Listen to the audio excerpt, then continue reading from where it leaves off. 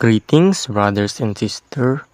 Today it is episode 3 of playing chess until I reach 1500 elo.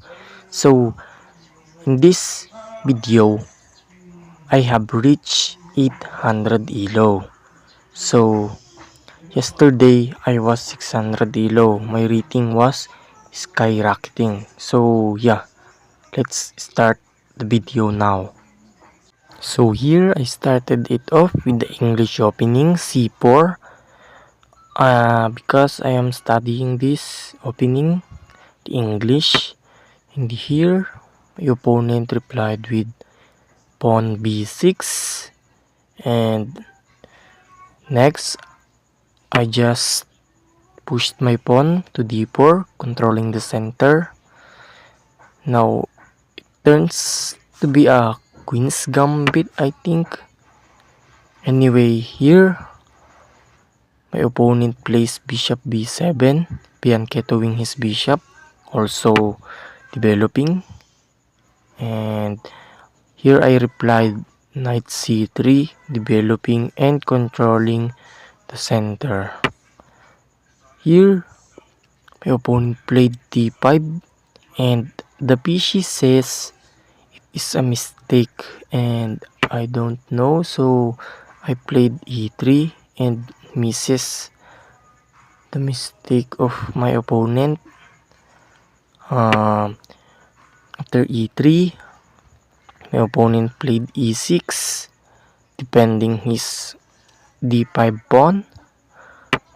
After e6, I just developed my knight, so knight f3, and also controlling the center. So after knight f3, my opponent played knight d7, developing his knight and clearing up the back ranks. So here I played a3. Here the plan is stopping his bishop to pin my knight on b4. And here my opponent made a mistake again, and I don't see what kind of tactics is that, so I misses it again. I played queen b3 here.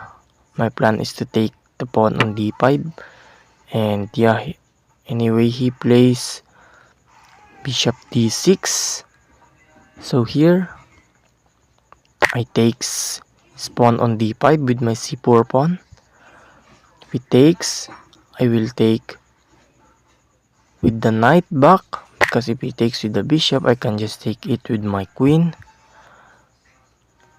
I am winning with one pawn, one more pawn up. So yeah, takes, if he takes with the bishop, I just takes with the queen. And yeah, I am controlling the center. Oh, here he plays knight e7, challenging my knight. So here I just played bishop c4. If he takes with the knight, I just take with the bishop, challenging his bishop on b7. So here he kicks my knight out. After c6, I just took his knight on e7.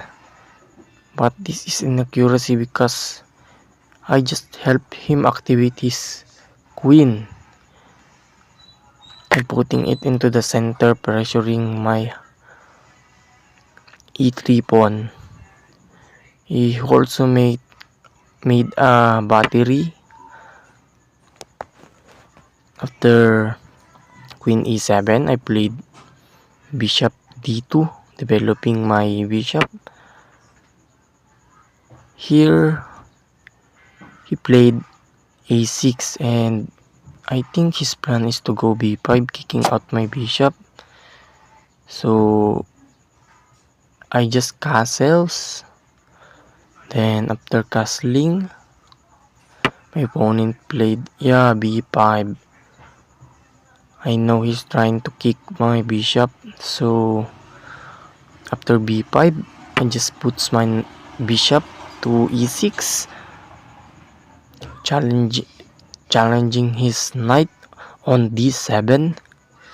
So yeah, he runs his knight away on knight f8, I mean, sorry guys. And here I just runs my bishop to h3, which is the best move. So after bishop h3, he puts his knight again on d7. So here, my plan here is to push my pawn on e4. So if he takes that, I will just pin him with my rook f e1. So he castles, so he can takes my pawn. But here I just place rook f e1 defending my pawn now. So after rook f e1, he plays c5 challenging my pawn on d4. So here, if I took it, he takes with the bishop. He can't takes with the knight because it is pinned. Then I will play rook c1 pinning his king. And yeah, he takes my pawn on c5. After that, I played rook c1 proceeding to my plan, but the PC says it is inaccuracy and I don't really know. Oh, because he can just slide his king out to b8. So here, after king b8, I takes his knight because if he takes with the queen, I can just take his bishop. But if the rook takes it, then I can't take his bishop. So here, but my opponent here takes with his queen, which is a mistake because his bishop is hanging. So I just took the opportunity capturing his bishop on c5, which is rook takes c5.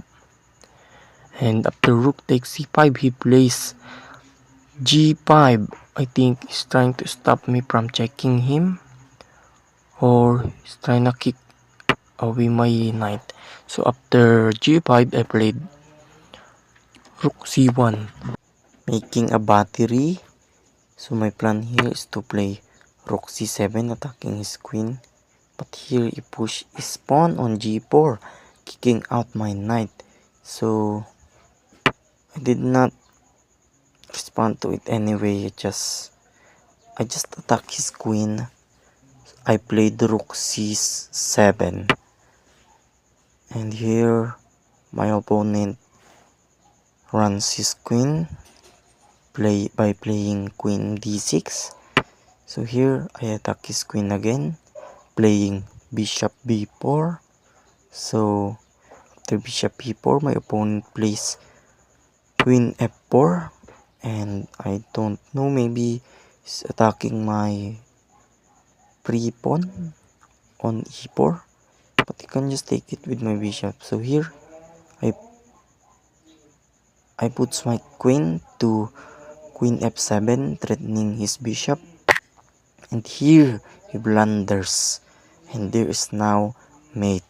How can he stop the mate? You can pause the video, guys, so you can solve the situation here. So here, after he blunders, I played rook b7 takes in check. So force move here, king e8, and I check again, rook e7 check, and now it is mate in 1, and it is queen b7 checkmate. So yeah guys, that is the game of the day. I hope you guys liked it, and thank you very much. Let's get moving, brothers and sisters. Goodbye and see you to the next video.